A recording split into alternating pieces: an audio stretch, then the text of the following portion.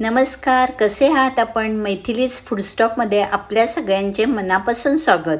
आपल्या घरी कोणी 70, 80, 90 वर्षाचे आजी आजोबा आहेत का, की ज्यांच्या तोंडामधले दात सगळे पडलेले आहेत आणि त्यांना चावता येत नाही? मग आपण रोज नाश्ता करतो आणि त्यांना काय द्यायचं ना? आणि कुठंतरी आपण जेव्हा पोहे करतो तेव्हा त्यांना काय द्यायचं असा आपल्याला प्रश्न पडतो आणि मनात गिल्ट पण येतं की आपण पोहे खातोय आणि त्यांना मात्र काय. तर मग मी असा विचार केला, आज मी आमच्यासाठी कांदे पोहे केले होते.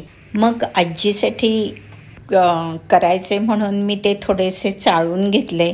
मग ते पोहे मी भिजत घातले, मिक्सरमधनं आधी काढले, भिजवले आणि ते भरपूर पाणी घालून शिजवले आणि त्याच्यामध्ये साखर, थोडासा वेलदोडा, थोडंसं जायफळ असं घालून त्याची खीर करून दिली.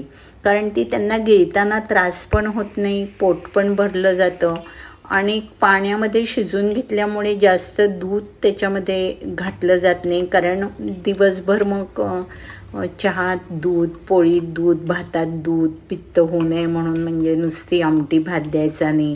असं सगळ्यांनी दुधाचं प्रमाण वाढलं तर अशा हवेमध्ये पोट बिघडायची पण शक्यता असते. त्यामुळे जर तुमच्याकडे अशी आजी आजोबा असतील तर त्यांना तुम्ही अशी पोह्याची खीर बनवून द्या. खूप छान लागते, अगदी आपल्याला पण आवडते आणि गरम गरम घेतली तर छानच वाटते. आता सपोज जर दात असतील बऱ्यापैकी तर मग तुम्ही त्याच्यामध्ये काजू बदामाचे तुकडे घालू शकता.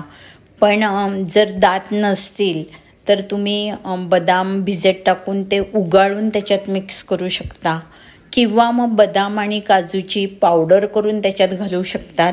काजूपेक्षा बदामाची पावडर घालणं जास्त चांगलं, कारण त्यानं ताकद पण येते आणि म्हातारपणी हाडं ठिसूळ झालेली असतात, अंगात ताकद नसते, अशक्तपणा खूप आलेला असतो. त्यामुळे पोटामध्ये बदाम जाणं म्हणजे असं पौष्टिक अन्न जाणं पण गरजेचं असतं ना. मग बदाम तर खूपच पौष्टिक असतात, त्यामुळे एखादा बदाम घालायला हरकत नाही. आजी आजोबांसाठी बनवलेला नाश्ता मी नक्कीच तुम्हाला शेअर करेल जर तुम्हाला आवडला तर. आणि हो, मैथिलीज फूडस्टॉपमध्ये जो कोणी बघणार त्याला नक्कीच काहीतरी नवीन पाहायला, ऐकायला आणि शिकायला मिळणार. तर मग तुम्ही करताय ना सबस्क्राईब. हा जर व्हिडिओ तुम्हाला आवडला तर लाईक करायला विसरू नका. तसंच माझा यूट्यूबवरील चॅनल व फेसबुकवरील पेज सबस्क्राईब करायला विसरू नका. चला तर मग लवकरच भेटू अशीच एक नवीन रेसिपी घेऊन. तोवर अर्थातच खात राहा, पीत राहा, मजेत राहा, आनंदित राहा. अच्छा, बाय बाय, नमस्कार, धन्यवाद.